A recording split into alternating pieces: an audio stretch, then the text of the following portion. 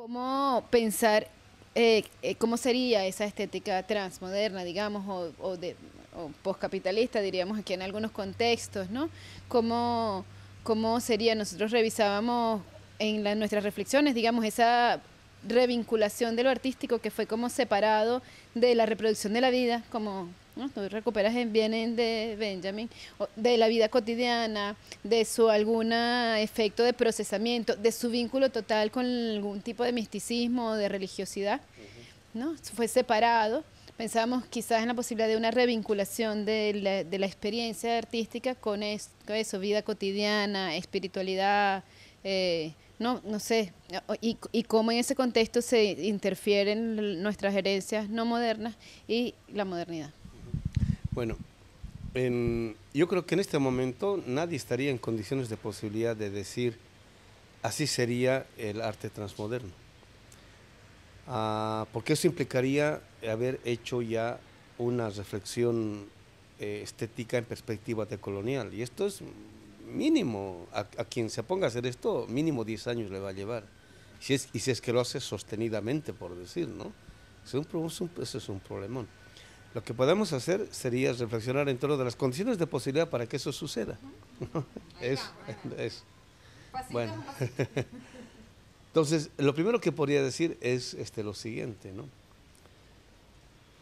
Lo que sea la modernidad en otros países está metido en la ciudad. ¿Listo? Y lo que ha sido negado por la modernidad está en el campo. ¿Listo? Exactamente. Bueno, ahora, ¿qué quiere decir eso? ¿Qué significa eso? Porque, ¿cómo se llama? Yo sé que mucha gente no solamente ha vuelto al campo, mucha gente de mi generación volvió al campo, ah, pero, digamos, sería ridículo decir, la receta es volver al campo y de ahí vas a volver artista. Falso, eso no es cierto, ¿no? O sea, no es una... ¿Qué quiere decir eso? Sí, volver al campo, todo eso, ¿no? Bueno, que por un lado, yo tengo que tener criterios para poder evaluar por qué es que las fuentes a partir de las cuales es posible una nueva estética no están en la ciudad, ¿no? Y siguen están en el campo. O sea, eso lo tengo que tener explícito. No solamente como, especialmente en el artista. Yo tengo en mi librito, ¿qué significa pensar desde América Latina? Unas reflexiones relativas a la transmodernidad. Ahí estoy tocando eso. Que es el tema en el cual uno inmediatamente entra en autocontradicción con lo que uno es y no quiere ser, o con lo que uno no quiere ser y es, ¿no? Entonces, lo primero que hay que hacer es enfrentarse a eso. O sea, ¿quién quiere la vida del campo? Quiere ser un gran hombre de arte, ¿no? Y quiere la vida del campo e irse a vivir con los indígenas, por decir. Nadie quiere, ¿no? Entonces, tener la otra perspectiva implica aprender a ver la realidad estéticamente desde ese otro lado negado, condenado, humillado, olvidado, etcétera. Ponerse de ahí y poner no el pie, poner la existencia. Y poner la existencia ahí quiere decir lo siguiente. Es un poco lo que decía ayer. No basta con creer en los indios, hay que creer en lo que ellos creen. Ese es el contenido de la nueva visión a partir de la cual uno puede tener otra forma de percepción del hecho artístico, ¿no? Entonces, ¿qué quiere decir? Dice, porque yo puedo ir ahí a vivirme de turista, aunque esté 1 año, 2 años, no sé que voy a volver, ¿no? Es un poco lo que los antropólogos han hecho, digamos, vienen, están aquí 1, 2 años, 3, mientras hacen la investigación, se chupan todo como esa mala experiencia por decir, porque saben que van a volver a Cambridge, a Massachusetts, lo que sea, y ahí van a ser grandes profesores, ¿no? Es un precio que están pagando todo eso, ¿no? Y alguna gente también pudiese tener ese tipo de idea, ¿no? Entonces, ¿qué quiere decir volver ahí? Pues volver, ¿no? O sea, no es volver a un lugar, es volver a una historia. Y no es al pasado, es al presente, porque no estamos transportándonos en una cápsula hacia 200, 300, 400 años, ¿no? Es ahora que estamos haciendo. Es ridículo decir estamos volviendo al pasado, estamos en el presente, pero un presente negado. condenado, olvidado, humillado. Yo siempre digo, ¿no? Todo el mundo quiere ser, digamos, hijo de buena cuna, de buena familia, pero nadie quiere ser pueblo, ¿no? Entonces aquí quiere decir eso, ¿no? Para aprender con ellos, existencialmente hablando, la nueva percepción. En el caso de Bolivia, por ejemplo, hay muchos pueblos en el sur que hace milenios viven el sueño de Nietzsche, ¿no? ¿Cuál era el sueño de Nietzsche? Vivir estéticamente, ¿no? Esta gente vive estéticamente. Todo lo que se ponen, ¿no? Es literalmente una obra de arte que ellos hacen, ¿no? No se compran nada, ¿no? Digamos, tejen sus tejidos, por decir. Ahí está la intencionalidad artística. Son los tejidos que son una maravilla, son literales obras de arte. Ellos mismos, ellas mismas, ellos mismos hacen sus instrumentos, ellos mismos componen, etcétera. Viven artísticamente, ¿no? Y eso para el arte moderno aparece como folclore, ¿no? Entonces ahora, bueno, ¿cómo me apropio yo de esa otra forma de percepción de la realidad de tal modo de que eso se pueda posteriormente formalizar en una nueva teoría del arte en perspectiva decolonial, ¿no? Ahora, por decir, digamos, yo estoy viviendo en México, juntando deben ser por unos 15 años, digamos, ¿no? ¿Soy mexicano? No, no. A muchos mexicanos yo puedo contarles muchas cosas de su historia que ni ellos conocen. Pero eso no quiere decir que sea mexicano, porque yo no tengo al mundo mexica metido en mi corporalidad. Y eso empieza desde que uno nace. Entonces decir, bueno, yo me voy al campo 5 años, y ahí voy a estar, y entonces ya voy a hacer mi teoría del arte y la cosa. Pues, ¿qué quiere decir volver? ¿No? Ahora, uno puede estar 100 años y es un poco lo que pasaba con los españoles cuando venían de estas tierras, ¿no? Su cuerpo estaba acá, pero su corazón y su mente estaba allá. No estaban acá por el oro, ¿no? Por la plata, ¿no? Por el dinero, por la riqueza. En cuanto podían, así, tener una riqueza, pies para que los quiero, ¡pum! Si hay barcos para irse allá, y se iban. Bueno, también podría pasar eso, por decir. Otra vez, ¿qué quiere decir volver a eso? ¿No? Yo puedo estar un año y realmente apropiarme de todo eso, ¿no? O sea, bueno, es un poco otra vez lo que decía eso, ¿no?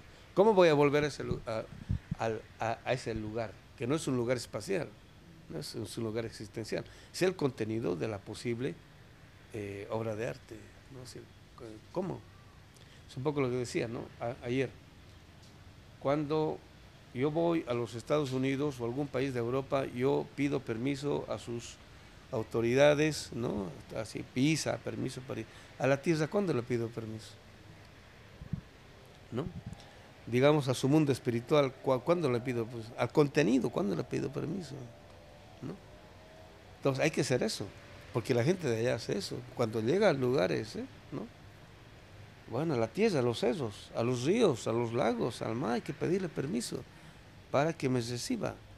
Entonces me abre. Cuando me abre, ¿no? Es como cuando yo pido permiso de modo más amable para conocer la casa de alguien. Así pasa, toma, mira, este es mi salón, este es mi comedor, esta es mi cocina. ¿Quieres que te...? Igualito se comporta el lugar.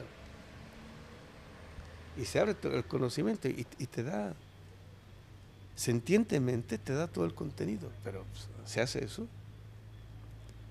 No, ahora para que sea eso, yo tengo que creer que eso tiene sentido, eso vale. De lo contrario,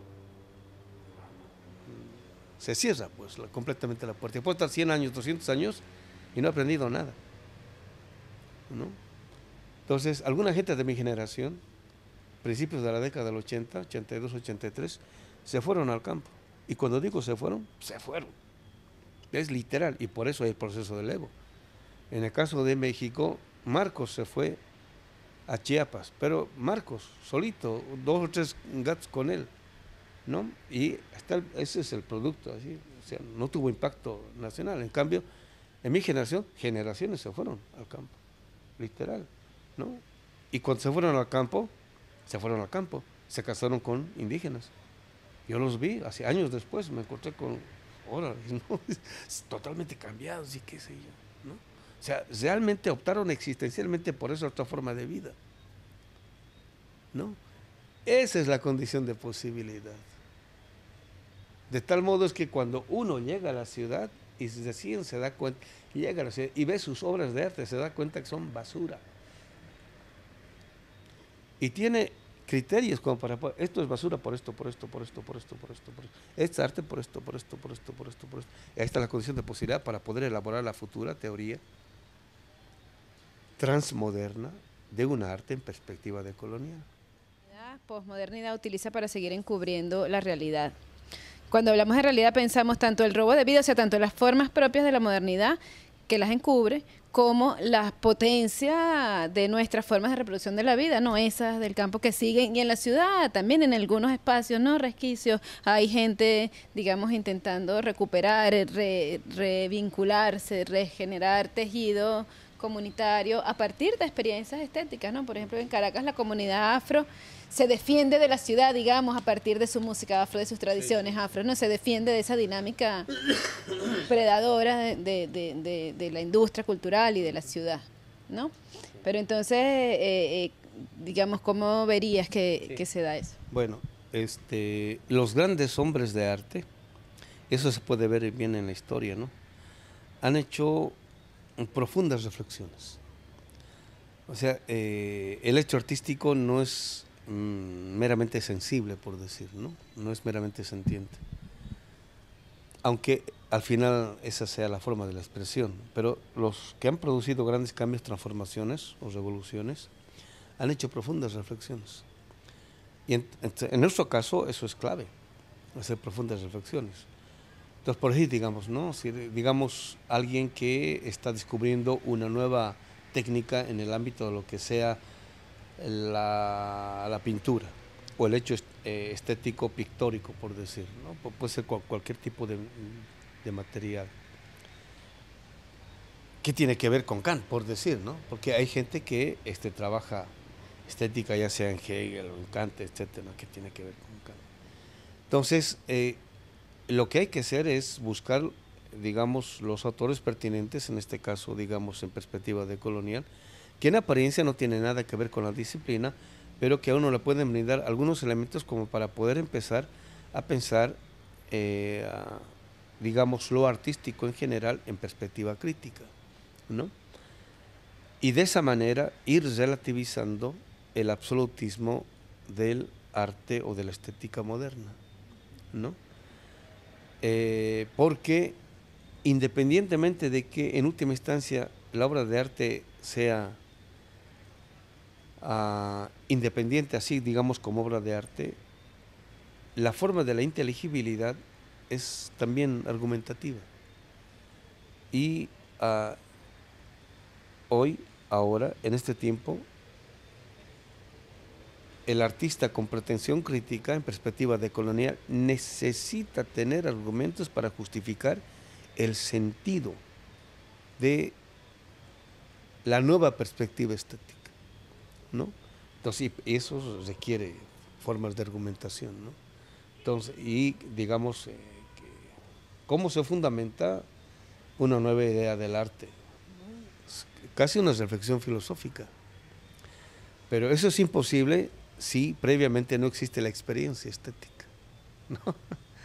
Entonces, solamente cuando se tiene ese tipo de experiencia, que no necesariamente es individual, se puede hacer este tipo de formalización. De lo contrario, está difícil. Digamos, aquí es donde más se puede ver la relación entre praxis y teoría, ¿no? Entre el hecho, digamos, el hecho empírico como tal y la reflexión abstracta, digamos, aquí sería fundamental. Entonces, el hecho de que ustedes estén preocupados en este sentido, bueno, va en esa perspectiva, ¿no? O sea, pensar o creer de que el hecho estético en última instancia es solamente sentiente o es emotivo, todo eso es una banalidad, ¿no? Entonces, estamos en un momento en el cual la lucha y el combate de ideas es, ¿cómo se llama?, fuerte, ¿no? Es tremendo. Digamos como los casos de Bob Dylan, por ejemplo, el el cantor, ¿no? Es un profundo lector. O sea, desde niño, 6, 7, 8 años, estaba leyendo cualquier cantidad de poesía. Tal es así que a sus 18, 19 años, tranquilamente cualquier experiencia sentiente lo podía expresar poéticamente, porque tenía, como se llama, una capacidad para hacer letras, ¿no? De, que sea 10 minutos, 15 minutos, le decían, por favor, córtale, ¿no? Sí, nosotros, digamos, parte de la motivación de la reflexión es justamente pensar que el lugar desde donde opera la experiencia sensible, digamos, un poco buscando cómo caracterizar ese tipo de experiencia que pudiera ser catalogada como estética o vinculada al arte o experiencia poética, ¿no? Es que ese lugar de la experiencia sensible es el lugar desde donde se produce también subjetividad y es muy importante porque es el lugar desde donde, uno de los lugares más importantes donde se está dando como la disputa, digamos, colonial capitalista, digamos, es desde allí que arrastran, digamos, el joven vinculado a la tecnología o a la moda o a la industria cultural, digamos, de música, o las diferentes formas en que esa estética colonial de consumo se presentan y ahí vemos un problema central que es que en el caso de la experiencia estética popular, digamos, está vinculada directamente a la producción, o sea, hacer el tejido, hacer la comida, hacer el canto, y la lógica moderna de la estética tiene que ver más con el consumo, sí, ¿no? Entonces es por eso hay una preocupación central donde no es solo un problema emotivo, afectivo, sino que es el lugar desde donde se produce la captura, digamos, el triunfo, digamos, desde esa emotividad. Entonces, es importante para nosotros pensar ese lugar del arte, cómo opera, no solo cómo volvemos a él, cómo lo recuperamos, sino cómo podría operar ese arte como elemento de liberación. Hay un libro preciosísimo, no recuerdo, creo que es Humberto Serroni, se llama algo así como El tiempo de los modernos. Y él lo que explica ahí magistralmente es que el tiempo de los modernos consiste básicamente en la separación de todas las dimensiones de la vida. O sea, por decir, digamos, ¿no? Una cosa es el hecho culinario, otra cosa es el hecho familiar, otra cosa es el hecho artístico, otra cosa, y así sucesivamente. Separar. Y lo que produce esto es una pérdida de sentido, ¿no? Entonces, ahora de lo que se trata, digamos, es recuperar la unidad, ¿no? Entonces, en las formas comunitarias de vida, esto todavía existe y pervive, ¿no? Ahora bien, aquí lo fundamental es lo siguiente. Yo puedo saber de que esta gente vive estéticamente, ¿no? Porque decir artísticamente, uno está pensando en el escenario, o en el salón ¿no? Por eso digo estéticamente. Y no creer que eso es estético. O sea, sí, es estético, interesante, ¿no? Pero directamente de vuelta para atrás, ¿no? Entonces, esta gente no solamente vive de ese modo, sino cree que vivir de ese modo es vivir. O sea, lo que está detrás es una concepción de vida, ¿no? Y lo cree, o sea, con una certeza existencial que es indubitable. Entonces, viene la gente, ¿no? Digamos, los modernos para decir, pero eso no es arte, ¿no? Y le critican eso. Bueno, y alguien que no tiene este tipo de certidumbre existencial, por decir, como antes pasaba, en la década de los 60, 70, ¿no? Cuando alguien quería hacer música con zampoña o con quena, indio. O sea, alguien que no tiene subjetividad, entonces inmediatamente siente vergüenza y se lo oculta la quena, ¿no? Entonces yo he visto casos en los cuales pues, están con su charanguito que se han hecho ellos, ¿no? Están tocando, le dicen, indio. Y yo, sí, soy indio, ¿no? Entonces, tienen la certidumbre existencial de que lo que ellos son y hacen tiene que ver, pues digo, con el creer. Así, en última instancia, ¿con qué crees? ¿Con qué crees? Es a qué le apuestas la vida. Entonces, con modernidad, con posmodernidad, con modelo neoliberal, todo eso se han mantenido. ¿Por qué? Porque eso les ha permitido vivir. Entonces, van a la ciudad y bueno, pues pasan todo tipo de cosas. Te dicen, no, esto no es vida, entonces vuelven acá porque ahí está la vida, ¿no? Entonces, tiene que ver en última instancia con la perspectiva existencial, ¿no? Es decir, ¿realmente esto permite o no permite vivir? Entonces, por eso es que esta gente ha tenido la experiencia existencial de su forma de vida y de la forma de vida que da la modernidad en la ciudad. Y ojo, en la ciudad hay cualquier cantidad de comodidades, por decir, ¿no? Y hay gente que no tiene la subjetividad como para poder soportar todo eso, ¿no? Pero hay gente que tiene subjetividad, dicen, ¿no?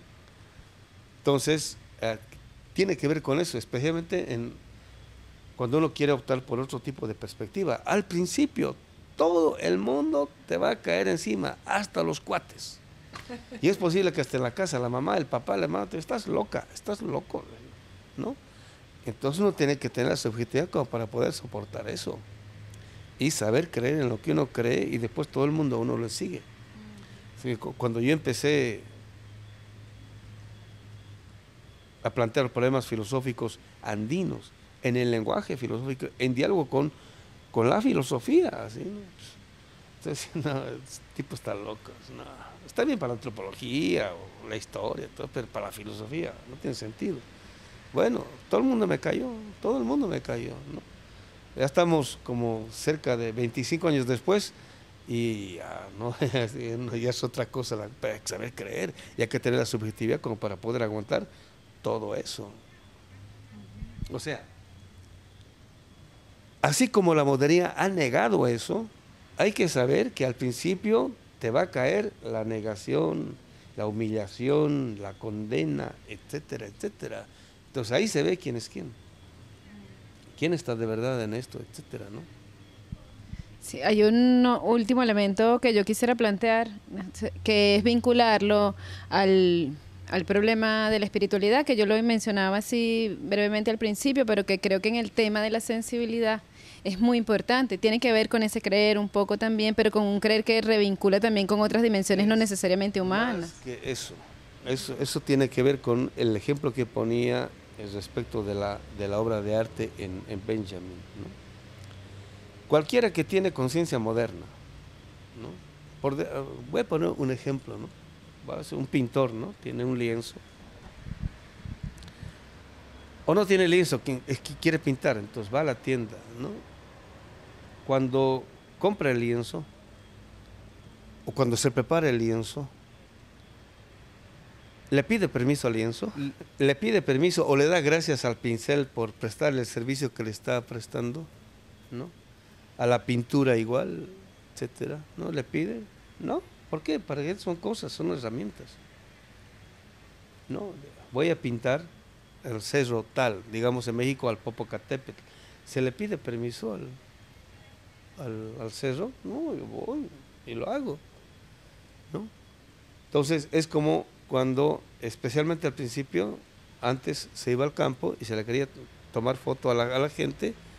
¿Quién le pedía permiso? Entonces, bueno, y como si fuese cualquier objeto, va y le toma la foto. La gente dice, no, sí, ¿por qué?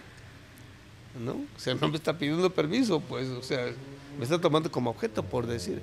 Bueno, el artista moderno es así, se relaciona con todo como si fuese un objeto. Ahora, cuando quiero hacer yo el tránsito en perspectiva decolonial, esto tiene que ver con la idea de la realidad, en este caso la naturaleza, como Pachamama, como sujeto, como madre. Cambia todo, tiene que cambiar todo. Solamente cuando yo trato a la naturaleza como Pachamama, recién ella se me abre, recién tengo acceso a su espiritualidad. De lo contrario está velado. ¿Por qué? Porque lo estoy tratando como objeto. Y por eso el arte moderno es un arte sin espíritu. Es arte de objetos. Es más, el artista es otro objeto en relación con objetos. Y por eso, bueno, para lo único que sirve es como mercancía, ¿no? Entonces hay mucha gente que compra obras de arte porque como mercancía, ¿no? O para presumir, digamos, ¿no? Pero ¿realmente sirve para la vida? ¿No? Sí, por decir, digamos, ¿no? Pónganse ustedes a analizar el tipo de letras que existían en las canciones de antes. No estoy diciendo de hace 300, 400 años, estoy diciendo, digamos, de hace 50, 60, 70 años, en las zambas argentinas, ¿no?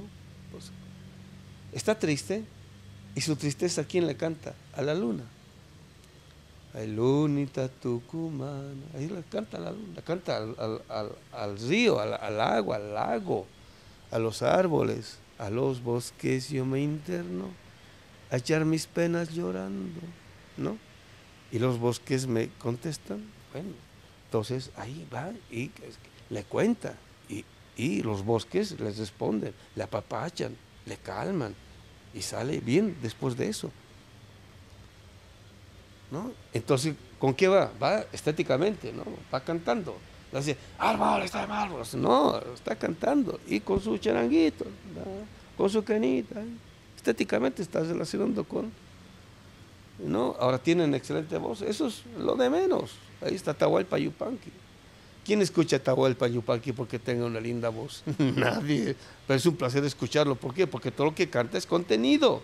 Sí, da ganas escucharlo. ¿Por qué da ganas escucharlo? Porque lo que él dice llega aquí. No es un hecho estético como la Shakira.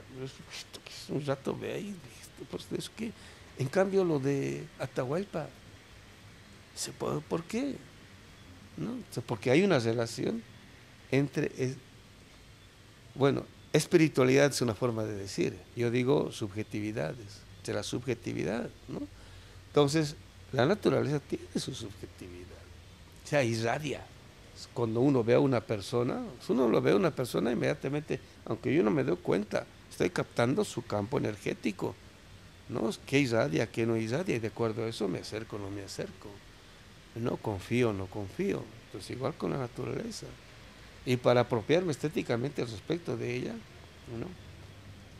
Siempre pongo el ejemplo de, digamos, los enamorados, ¿no? Cuando el muchacho quiere con la muchacha y la trata como una reina, la hace sentir bien, todo eso, ella se abre completamente. Es más, hasta se desnuda, ¿no? Y sin que se lo pida, ¿no? Entonces, cuando el hombre de arte, o el sujeto de arte, o el sujeto de la posible obra de arte, se relaciona con la realidad, de este modo, aflora, sale, y hay cualquier cantidad de ideas. Nosotros, cada que empezamos a tematizar un tema, un problema, decimos, esto hay que hacer, esto hay que hacer, hay tanto que hacer. Y los protoartistas o los protoescritores no saben de qué escribir, ¿no? Tienen las mejores computadoras, pero no tienen ideas. Quieren componer música, pero no tienen ideas. Pero dominan. Bueno, a ver, toca, o sea, compone algo, ¿no? Ese es el músico, el que compone, el que hace música. Y no sabe qué, ¿no? Está tocando a tal, está tocando a cual, pero a ver, tú. Es como en filosofía, ¿no? Están hablando de Habermas, están hablando de Foucault, pero tú, ¿qué piensas? No tiene nada que decir. Ahora, ¿por qué no tienen nada que decir? Están vacíos. No tienen nada que decir. Entonces, ¿cuál hecho estético? Entonces sale este arte abstracto que solo Dios sabe quién entenderá. Es la disolución de la subjetividad, es el vaciamiento de la subjetividad del sujeto en la modernidad. Están expresando eso, los instantes no tienen nada que decir, son estupideces, ¿no? Entonces, ahora, ¿cómo recuperamos el contenido? ¿No? ¿Cómo recuperamos el contenido? Entonces, hay que recuperar otro tipo de subjetividad. Entonces, ¿cómo recuperamos ese otro tipo de subjetividad? Relacionándonos de otra forma con la realidad, si es que la tratamos como sujeto. Y por eso digo, ¿no? No es lo mismo la relación con la novia o la esposa que con la madre. Por eso la naturaleza es madre. O sea, hagan ese ejercicio, a ver, y la cosa cambia completamente. Todo es digno de absoluto respeto, ¿no? Así todo.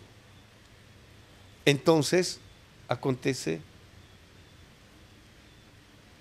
el hecho existencial llamado acontecimiento gracias al cual se puede dar una nueva estética. Entonces siempre podemos hablar de una nueva estética. Y siempre van a aparecer cuates que van a participar de ese acontecimiento y lo van a formalizar teóricamente. Alterar esa relación que hay entre el hijo y la madre y la manera en que se comunican. Entonces, para decirlo en mexicano, ha creado un universo de seres sin madre o con una madre intangible. La destrucción de la relación entre el hijo y la madre, ¿no? Que es, digamos, el símbolo de la destrucción de la relación entre la Pachamama y el ser humano, ¿no? Entonces, cuando se destruye esa relación, pues eso es una relación de ajenidad, esa sería, ¿no? Pues ajenos, es indiferente, o sea, hay indiferencia, ¿no? O sea, yo no tengo nada que ver con, y bueno, por eso en México se le dice, este no tiene madre, ¿no? O sea, el tipo que es malvado, etcétera, etcétera, ¿no? Y bueno, en parte lo ha logrado, ¿no? Y digamos, lo que un maestro nos decía en Berlín, ¿no? El modelo neoliberal lo que ha producido son individuos autistas, ¿no? Que se preocupan solamente de sí y nada más que de sí y en tanto que de sí mismos. Si no quieren tener una sola responsabilidad, pues nunca se casan. Peor tener hijos, o sea, no creen en la familia, o sea, no saben lo que es tener madre, padre, aunque lo hayan tenido biológicamente, por decir, ¿no? Y muchos de estos, bueno, supuestamente son grandes artistas, ¿no? Entonces, bueno, no tiene absolutamente nada que ver con esta perspectiva. Bueno, ahora, ¿cómo recuperamos todo esto? Sí, ¿cómo retornamos, ¿no?, a esto que todavía está en el presente, ¿no? Entonces, esta intencionalidad de ustedes es que todavía está vivo, aquí, ahora. Entonces, queremos ver, rastrear el mapa, cómo es que podemos retornar a lo propio, ¿no? Digamos, este tipo de humanidad encubierta, negada, excluida, condenada, humillada por la modernidad. Y para poder necesitamos, ¿cómo se llama?, de una estética de la vida, para que la vida siga siendo posible. Necesitamos de la belleza, ¿no? A veces, algunos cuates, ¿no? Yo soy pintor y músico fracasado, ¿no? Entonces tengo mis amigos de la generación de artistas, ¿no? Entonces les digo, pues, ¿qué pasó? Porque lo primero que hacen es vestirse, así entre comillas, de artistas, ¿no? O sea, andrajosos, mal vestidos. ¿Qué pasó? Pues es que si supuestamente tú eres el hecho estético, tú eres el modelo de lo que debiera ser estéticamente un ser humano, ¿no? Y ahí, pues, ¿qué pasó? No, sí, que no. O sea, no tienen nada claro, por decir la figura, ¿no? Entonces, por eso es que, digamos, la gente de los pueblos originarios, ¿no?, especialmente en las fiestas, pero también yo lo he visto cotidianamente, o sea, no solamente en la fiesta, es cotidianamente, están vestidos estéticamente, hasta a los animales los visten estéticamente, ¿no? Es una maravilla. A la casa, así la llenan de flores, estéticamente, ¿no? O sea, necesitamos de esa belleza, y hay cualquier cantidad de belleza. O sea, hay que vestirnos de esa belleza estéticamente, ¿no? Entonces, bueno, ¿cómo recuperamos todo eso, no? Como un acto de agradecimiento a la Pacha también. O le devuelves estéticamente lo que existencialmente te ha dado. En ese sentido, en perspectiva de colonial, miren la barbaridad que voy a decir. El hecho artístico en perspectiva de colonial sería un agradecimiento estético a la Pachamama. Es la forma de agradecer lo que ella nos ha dado. Es un poco, a ver, Mercedes Sosa, su gracias a la vida es un gracias a la vida estético. No es un gracias. No es un gracias, no es un agradecimiento torpe, tosco, no, estético. Pero es porque, por lo de la creencia, porque ella sabe que en verdad... Exactamente, le da, claro, Que sí, gracias. ciertamente le está dando. Claro, ¿no? O sea, los ojos, la vista, ¿no? O sea, el oído, gracias. Y el abecedario, gracias. Y el hecho estético es la coronación del agradecimiento, ¿no? O sea, ya estamos en otro plano. Y ahí, bueno, cuando vemos el hecho estético en esta perspectiva, el arte moderno se vuelve en basura. Se aparece literalmente como basura, ¿no? Entonces, esto implica tener esta otra percepción de la realidad que permita este tipo de reconstrucción de lo que sea el hecho artístico. Necesitamos de la belleza para que la vida vuelva a tener sentido, ¿no? Pero ahora como agradecimiento.